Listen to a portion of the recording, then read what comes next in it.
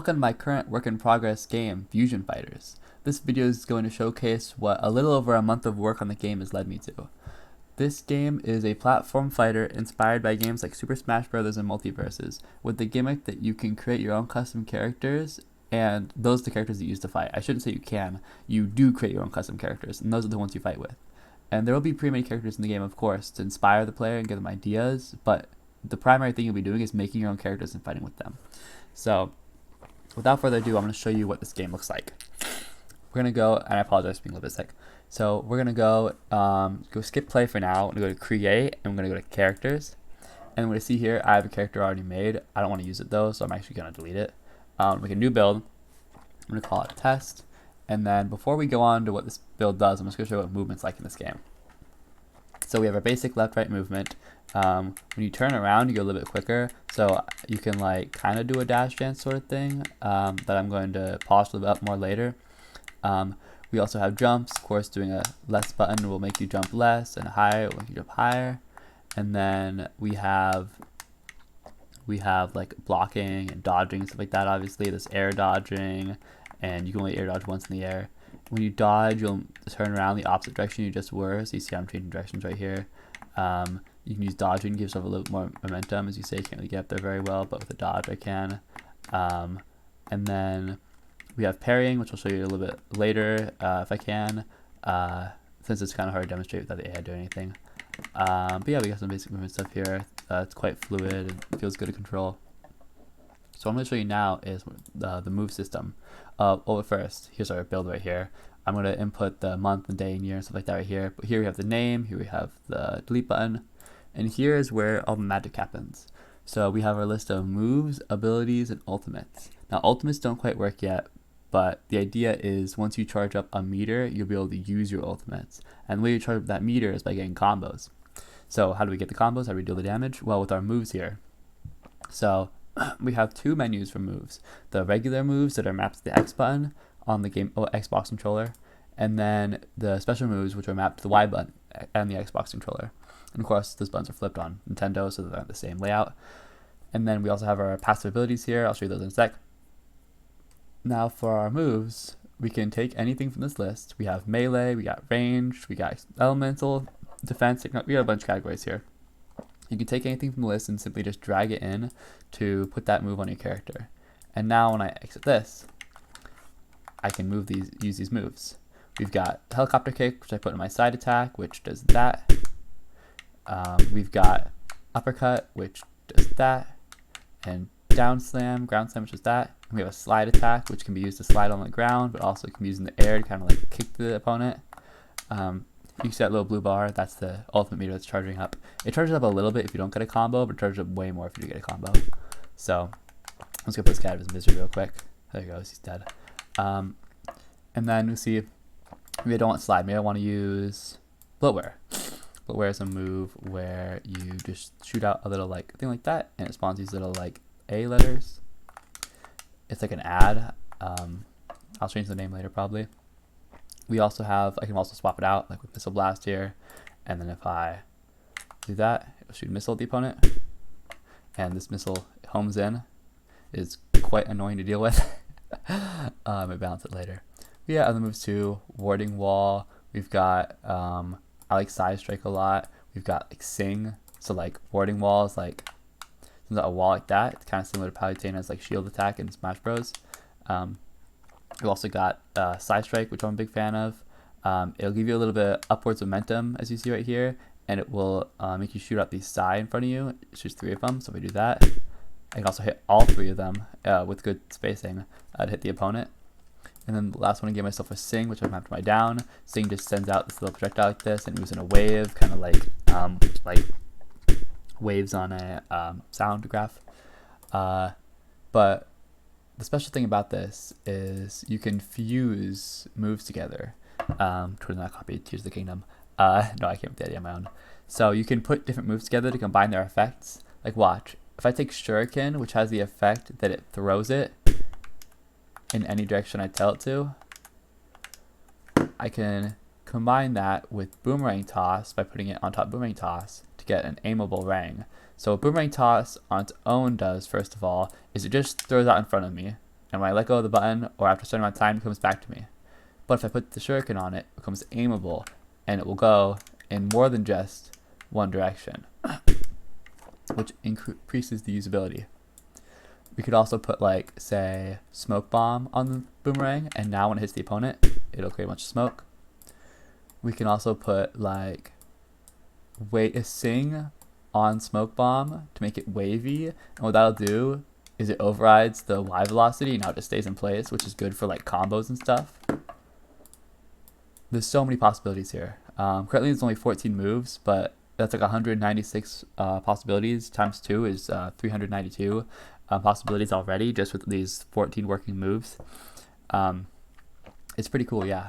And we got passive abilities here. You can give your characters passive abilities to increase to go towards a certain strategy. Maybe your strategy involves being quicker or like taking more damage, something like that. I don't know what your strategy is going to be, but like I can give myself extra jumps. And you can kind of make a character who's maybe like a little more like Kirby or something in Smash Bros. You make them light enough too. So, or maybe I just want a character who's just like extremely fast. So I just take the lighter and I give them 4 of these lighter abilities. And now he like zips across the stage, kind of like Sonic. Of course you can mix and match them too. Like I can give myself 2 extra jumps and 2 lighters. So I'm not as fast, but I can jump 3 times now. And then we can go into my moves and I can say, oh, maybe I want helicopter kick right here. Maybe I want slide. Maybe I want uppercut. Maybe I want ground slam. And then for here, oh, let's give myself boomerang toss. Let's make it a sticky rang. Let's go give myself that wavy smoke ball I talked about earlier. And maybe I want this slot actually.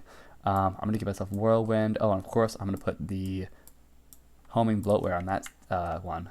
So now we got a boomerang that sticks to walls instead of like going through them. And we got like this whirlwind attack just launches players upwards, the smoke bomb that stands still, and the bloatware that seeks out opponents. And it splits into missiles now when it hits them. So that's pretty cool. And then we just got some basic customization options for now, like the color of the player. This will be changed in the future to be a little better, but right now it's just a slider just so you can tell the difference. In the character builder, we can also enable the AI or disable the AI. I'm just going to just go ham on me. I'm going to turn them off right now. We also have rule sets. I'll go over that in a different video since this video I just want to go over the main features of the game. So now we can play a match. Locals only works right now. So we have 3 game modes or rule sets that I created on my computer by default. So I'm going to go into like free-for-all just for example, and I'm going to go into the Ninja Dojo stage like this. And you'll see it immediately loads us into the stage because for this game I wanted to kind of change how character select screens work, and I'm still making changes to it. But what you can do in this game is you can just go into the stage and press start, and you're immediately in the stage. As you can see, it just gave me my character test. He has the 3 jumps, he's lighter, he has the moves I gave him to. And then if you had more characters, you could use the left-right triggers to swap between them. And then, of course, because the bumpers is for shield.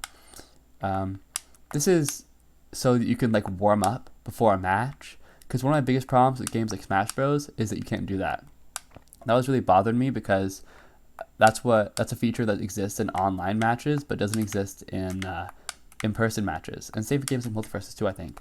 So I wanted to make sure that was a feature in the game.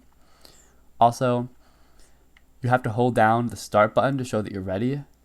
And that's a big thing because, again, in games like Smash Bros., I've always been bothered by the fact that maybe I'm still choosing my alt or something and someone else hits the start button. I'm like, oh, I'm not ready yet.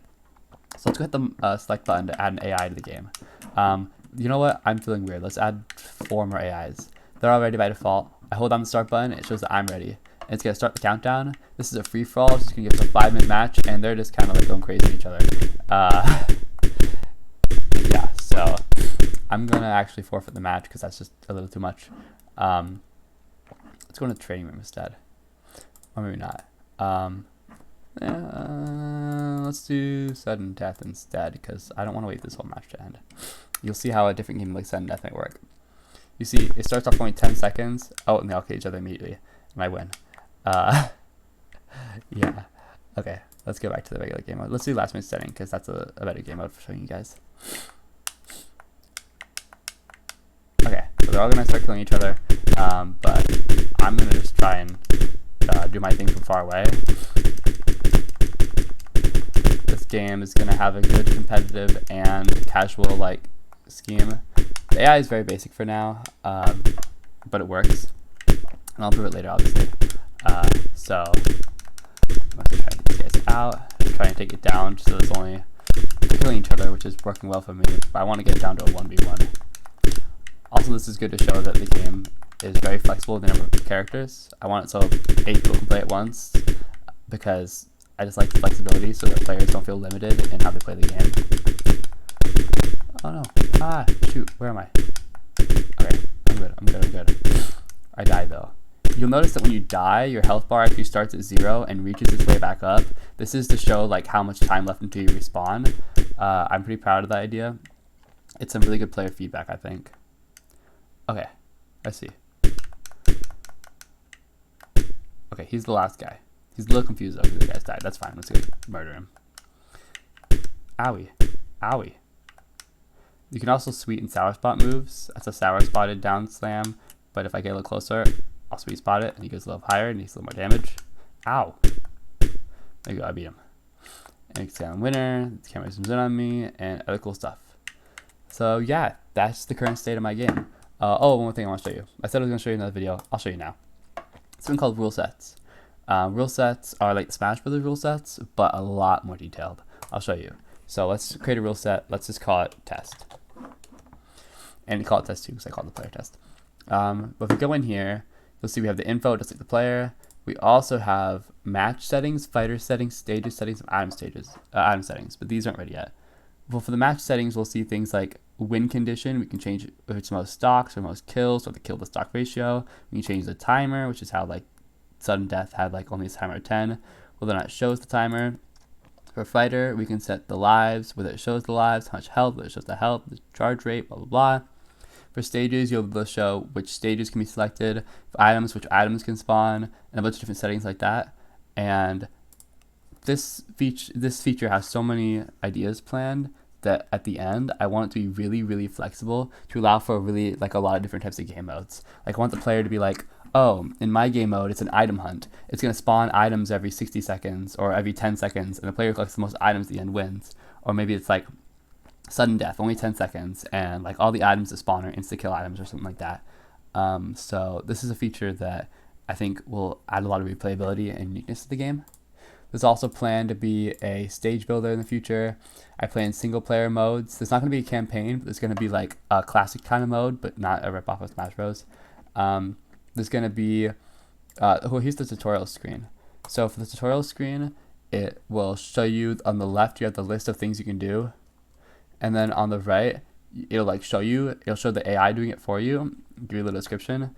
You can click try it, and then I can move around with the gamepad, and I can do it on my own. I'm like, oh, this is how you do a thing. If I click on moving, same thing, I can move around, like try it. Moves, it shows the guy doing the moves. He just kind of went off screen there. Go back here, you'll see the moves. Oh, I can do these moves, cool. For directional influence, it's the guy hitting me and then going a certain direction. Yeah, so that's the current state of the game. The Discord link is in the description. I'm constantly posting updates and constantly working on new versions. I have a bi-weekly release schedule, so version 0.3.0 will release not this Friday, but next Friday. So in a little over 12 days. Yeah, 12 days, I think. So 13 days. So yeah, I hope you liked the video. Hope you liked the game. And I hope you guys will watch the next one and join the Discord server and just be part of our community that we're having. Yeah, thanks for watching.